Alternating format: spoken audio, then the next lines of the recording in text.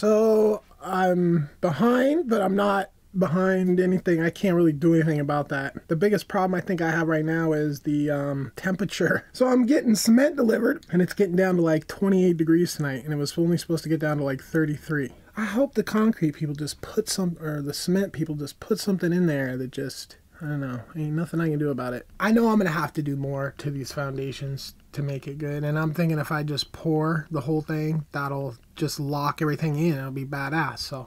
So today the concrete's coming, cement. Anyway, I want to shoot it. Like have the drone up, flying, shooting, maybe have the camera on a tripod. Problem is I cannot stop and mess around with the cameras while I got a cement truck here. I mean, I'm just me. I got to be the guy. Okay, come over here. Okay, turn it on, turn it off. Okay. You know, hold on. I got to go fly my drone. You know, I could probably have this on a tripod, just kicked off someplace where it's gonna see like the whole thing, but this isn't necessarily the best lens for that. But I don't really have options. I can either just not do anything or I can do that. As much as I'd like to fly the drone over that whole situation, and if I did it right when they were getting here, I'd be like, hey, I'm filming, the drone's up there, I'm gonna have to get it in a second. When I switched the trailer from generator to solar power, which involves unplugging it from the generator and then plugging it into this adapter and then plugging it into this plug outside and unplugging the converter charger up here, okay, I forgot to unplug that. So I went out, plugged this in, came in, and freaking the craziest noise were coming out of the inverter. I mean, I was like, it's screwed. I mean, it was like crackling and shit. I was just like, oh. So I unplugged that really quick, turned the inverter off, let it set for a second, turned it back on, and it's actually been working better now. The fan's been running more often and keeping itself cool, like it reset itself or something. The bottom line is, it could have started a fire, maybe not. It could have burnt something up, maybe. It made shit work better after making the craziest sounds ever. And then the smell in here was all the smell of like right after a lightning strike, like ion air stuff or something, you know, just super like, whoa. Trying not to forget that again. Like a switch. I was like, hey, why would I need a switch? I'm never gonna unplug that thing. Yeah, I didn't really conceive of this whole idea at that point. Now it is on a breaker down there. There's a breaker behind that box, but using a breaker as a switch is not recommended. Well, I'm pretty sure it's not recommended. I don't want to do it anyway. But I mean, it's just a matter of opening that and unplugging it. But a switch would be so much slicker, especially if I didn't have to open anything. I mean, I could just cut that wire in half and put a switch down there someplace and then just like whoop, whoop. And if I really wanted to get fancy, and I think I've already got this partially wired this way, I think if I wanted to, yeah, I could probably just permanently wire this to have the ability to switch over to do it like this. Also, I'm gonna mount the generator right on the back of this thing. As much as I use that generator all over the place, that generator really belongs to this trailer. And electric start just started working today. I leave the thing running overnight 2 nights in a row, and all of a sudden the electric start starts working, which sounds like a battery issue. So to run it off the propane on the trailer, I would have to run a line, and there is already a line run partially back for like using outdoor barbecues and such. So if I tap off that, ran it all the way back to the back here, put the regulator, or I don't know if it needs special regulators or if the regulators on there are going to be sufficient. I don't know. So I'd have to put an inline cutoff that then came into the trailer, because that's the only way to turn off the propane generator, is cut the propane.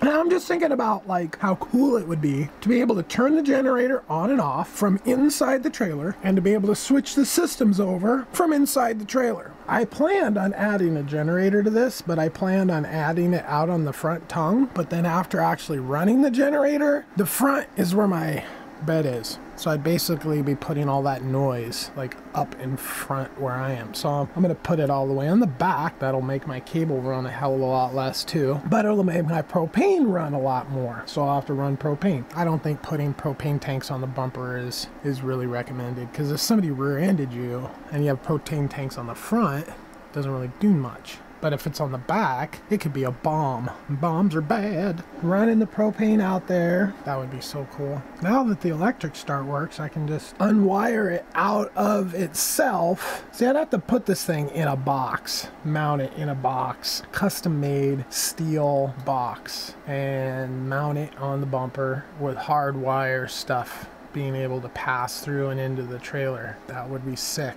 And then just have like a control panel in here where I can turn the propane on and off and hit the go for the electric start. Pow. What would even be cooler is if I wired the generator, so it has a battery in it. So if I take that battery out and then I wire it into the trailer's power system, so I never have to worry about, ooh, that might create one of those weird loops again though. I have to think about that. That would be cool, because I got a feeling that little stupid battery is why that electric start hasn't worked. Hopefully it holds up. I don't know, maybe it just never got its initial really good charge, because I just turned it on and ran it, and then for like a second literally, and then was like, and then I went to use it and then it wasn't working, the electric start. So now I'm running it overnight a couple times without even ever using the battery. So I haven't even touched the battery, so I could have repaired the battery. But anyway, it would be super cool just to have that thing. So it uses the propane tanks off the trailer, it uses the electric off the trailer, it can be turned on and off from inside the trailer, and right next to all the switches that I need to switch to prevent the weirdness. Yeah, that would be a fun little upgrade. When I'm gonna have time for that, I don't know. I'm kind of chilling right now, taking it easy this morning, because I don't want to freaking exhaust myself too much, because I am gonna be busting my ass out there with this concrete truck in a few hours. So, cement truck, concrete truck, I don't know. And yeah, so I'm just chilling. And also, I filled up the water tank yesterday. Well, I thought I filled it up. I put about half a tank in there. So literally I woke up this morning and was almost out of water. Before I even got to take a shower, I had to get out there and pump water, which was, you know, hey, it is what it is. If I was living in my old house, the one I just sold, and like I woke up and the water wasn't working and I didn't have water to like take a shower or whatever, there'd be nothing I could do. And I'd be super pissed. But here, all I have to do is just deal with it myself, because I've prepared. Even though I didn't fill it up all the way, I was able just to go wham and just take care of it. So, made for an interesting morning, but it was what it was. It wasn't like, oh my God, I gotta get it. Yeah, big deal. You know, just put on my clothes and just get in the truck and get the pump all hooked up. The hose is all left out. Like, when it starts to get down to where it's freezing, literally, I can't leave that hose out there. And that's gonna just change the whole dynamic. By that time though, I don't know how much water I'm using or how fast, because I haven't really looked yet, but I've only been here 2 days, so be a good gauge. If I can last a week, we'll see. Because now the black tank is the issue. There's absolutely nothing I can do to the black tank. The backhoe gets here and I go to Portland and pick up a load of IBCs. It's still weeks worth of work, because I have to start pouring and shit. Massive walls. I need to dig a pit and build walls and pour those walls. I need a cement truck, because there is no way I'm gonna buy that cement when I can pour earth and use cement that I already own and do the same exact job. To spend all that money, I can't get an empty cement truck. Hey, yeah, can you just bring your truck over here and let me fill it full of dirt? Yeah, right. They're not gonna be down with that at all. But everything I'm trying to freaking do around here is huge. Like, dig a giant pit big enough to put IBCs down low enough to keep them from freezing, and then pour those walls. I mean, that's all like hundreds of cubic feet of poured earth or cement or whatever. Tons, right? Am I going to do that freaking 2 bags at a time? No, it's just impossible. I don't think I'll be able to buy a cement truck. Like, I mean, I don't even know if I can even do that whole sewage treatment project, because it will freeze. It will freeze. It has to be sheltered. And no way in hell am I gonna put it above ground and, you know, try to battle the elements when I can just dig a hole. Just do it correct the first time. The earth has warmth. Use it. So I'm gonna put it down there, but I need walls and floor. Wood isn't gonna cut it. Not by any stretch of the imagination. I need wood to make forms. Reusable. ideally. That's going to be a big one. As I buy all these forms and I make them into some kind of generic shapes, you know, these are the these are the walls, these are this, and I can do that. And oh, it's so good to hear that thing just run and run and run. Oh, I'm just happier than shit right now. It hasn't even got warm. It's doing what it's supposed to do. That is so freaking random. And I'm looking at building this whole other solar system. To build the septic system, I have more than enough power. The only reason I need is a crazy amount of power is just to battle the cold. Be able to just stick it out up here. If I had a nice big solar array that I can tap into, that would make it easier to be up here, make it easier to get work done. Like all the first stuff, like, I mean, I need power for it all, but I've got power right now. The solar's working, the generator's working, I've got water, but I can't get rid of the black water. The gray water, I could just move the hose every couple days to a different tree, and that's basically a septic system. So then I could do that, not even ruining the land. I don't put any harsh chemicals. I mean, it's water and natural body wash stuff and toothpaste. I mean, probably the most toxic thing I put in the gray water tank is my mouthwash.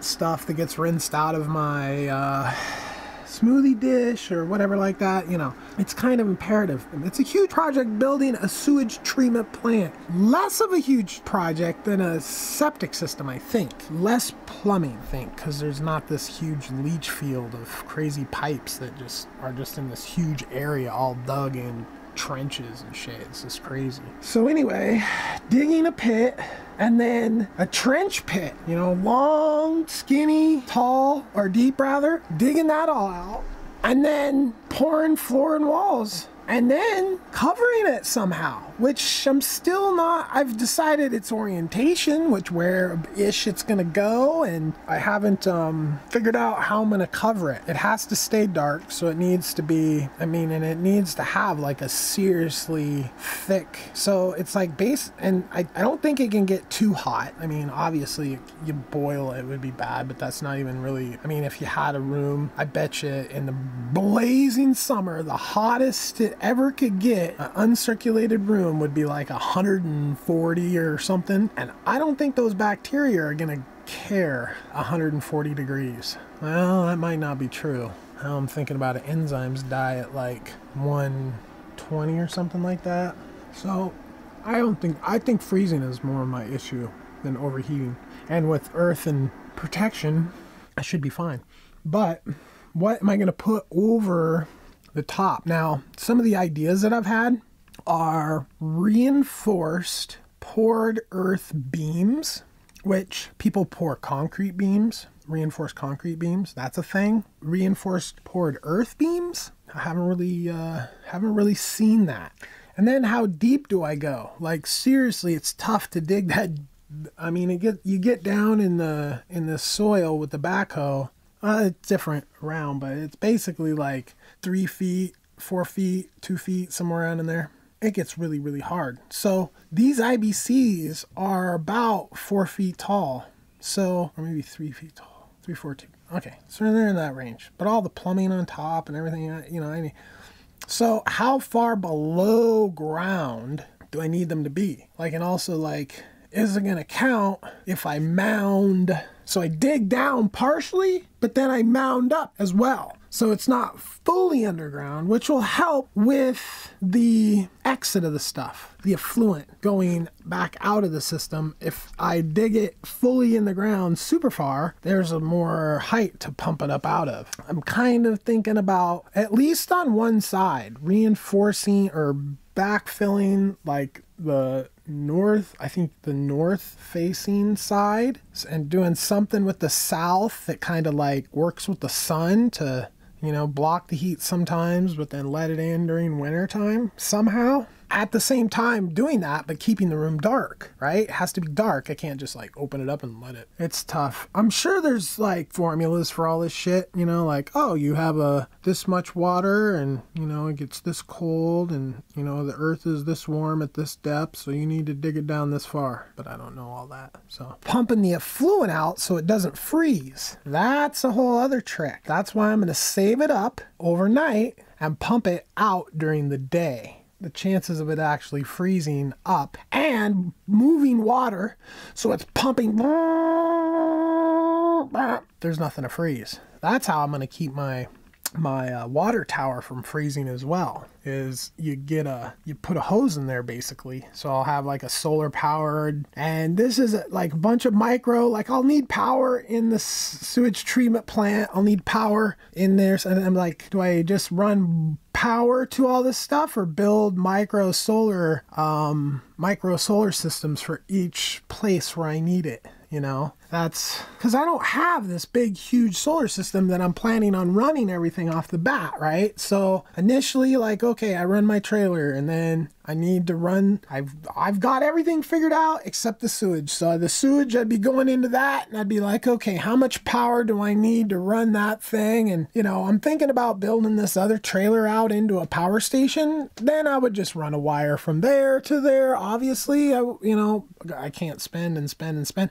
It just depends on how much power I need. But to run those bubblers all the time, that's not an insignificant amount of power. Like the one big one, this guy run 53 volts. That's quite a bit of volts. So to be going 24/7, I mean, it's going to need like a pretty impressive little system to power just the sewage treatment plant. Pump, UV light, air pumps. That's a lot of shit. So, and I got to talk to my solar guy, because there becomes diminishing returns when you're running wires long distances, right? Better to find out, it might be better to find out like what all that stuff's going to run and just build a solar system that just runs that. It might be better to do that than bury wires. Might be better to bury wires. It just depends. I don't know that. That's, I don't know that answer to that question.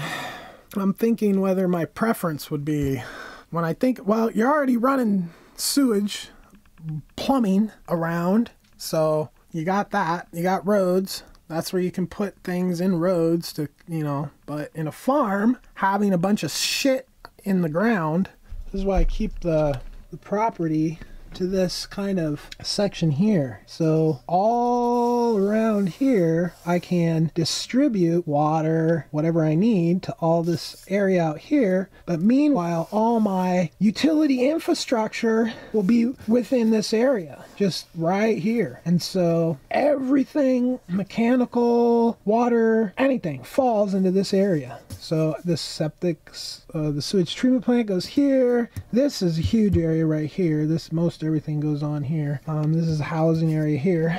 But keeping that condensed into that area keeps my runs of wires and all that stuff pretty short, right? We can build around here, little, in the pool, probably go somewhere around in here, and then we're gonna have ponds, and then creeks, and, I gotta have pastures, and tree lanes, and yeah, I got a lot of designing to do, and I stare at that picture pretty much like all the time, just trying to think about how I gotta lay stuff out. I got the wind, got the sun, the way they go, and what's gonna grow at, I thought it was at 42,000 or 4,200 feet. I must have checked it when I was driving around some of this. 3,800 feet altitude. That's a consideration, what I can grow. So there's a lot of just thinking, planning, trying to get stuff done. Like, I got to do this, I got to do that. I can afford this, I can afford that. What do I actually have to freaking get? Life is cheap. I own this property. I own this trailer. I own everything. I'm not making payments on, well, my truck, my backhoe. That's it. So if I go to RV parks, that's going to average about $1,000 a month, if not more. That $1,000 a month and the gas money in between, although I've got to do some runs and stuff. I don't think I'll have a choice. Nevada, I have to hit Nevada, get a PO box, set up a corporate entity there. A couple of them, Nevada corporations. No state tax. So my invention, instead of registering in Oregon and then just paying friggin' Oregon a shit ton of, and Portland City and all this shit, I'm just gonna register in Nevada as a regular, some kind of corporation, probably for the best tax status. Now the fan's off. It's nice and cool. I'm not really pulling that much through it right now. There's only one light on. TV's not really running. All my drives and all that got shut off this morning when that little fizzle crackle thing happened, because I had to turn the inverter off. That's the first time I've had that problem since I turned it, or the first time all that stuff is run perfectly since boy, when did I do the final wiring on that? Where was I? Somewhere in Portland. Did that little final wiring job, and it's just worked perfectly since then. Oh, basically what I did was I built a USP, one of those battery backups. I built a battery backup that has a solar charger on it for my trailer. And basically that's what it is. And it freaking works awesome. All that stuff I was talking about earlier would be nice as an upgrade, but I mean, I don't really have to do anything to it. And now I'm wishing I would have put a regular 30 amp plug in that plug outside, as well as a regular 12. I was thinking I could just plug itself into itself. Oh, I remember when I did that now. That was right after I got to the Columbia River place. Yeah. That sucked. I was like moving around with a sketchy place. Finally got to that place, put the trailer together. Ever since then, it's been smooth sailing. Except for backhoe shit. I'm just rambling now before my backhoe gets here. It's windy and cold outside. I don't really want to get out there and do much. I got some shit to set up that I need to get set up before they get here, but I don't want to be out there all day farting around. I don't really got that much shit I can do. I mean, literally, at this point, I need a backhoe to really get any work done that I need to get done. And I bought a backhoe last week, so I would hope that it would be delivered. And I'm just kind of seeing how these people, like, are they going to get on it? Are they going to get me my backhoe? Or are they just all going to be like, oh, we got your money now. Yeah, we're just going to drag our balls until, you know, you call us and tell us to do our jobs. I hope that ain't the case.